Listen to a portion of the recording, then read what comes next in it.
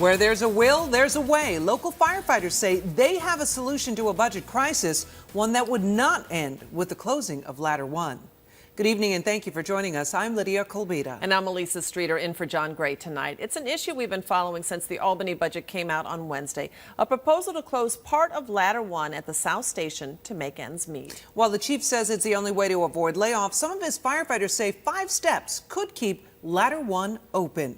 It is our top story. Liz Holliday has been dedicated to following the story, and she joins us now with more on this controversy. Liz.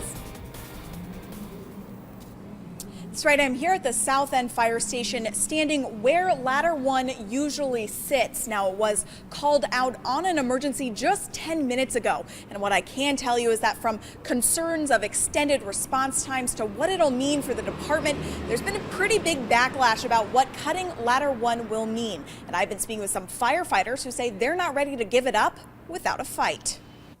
As someone who spent 6 years on Albany's Ladder 1 fire truck at its South End station, Brian Wolfgang is taking the possibility of losing it due to budget cuts really hard. We'd like, people to know what we do on a day-to-day basis and what impact this could have on the community.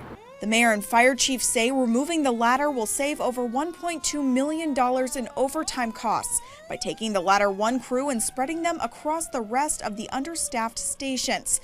A sacrifice made to forego layoffs, according to the mayor. Our chief concluded that we could take that out of service and still provide the excellent response times that are really the hallmark of this fire department. But like Wolfgang, the other members of Albany's Permanent Professional Firefighters Association are outraged and say they've created a 5-point savings plan with suggestions like cheaper health care to cut costs and save the ladder, calling the city's plan rash. For a short-sighted decision to close one of our ladder trucks, jeopardize our lives, jeopardize the lives of the residents in the city of Albany, it's emotional. It hurts. But the mayor says most of the FF8 suggestions are already included in its current $12 million worth of cuts.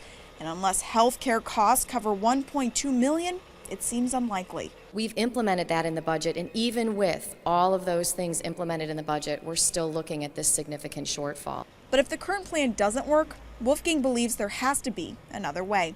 We're going to act like professionals, and we're happy to discuss anything with administration and the mayor. We just want to do what's right for the city.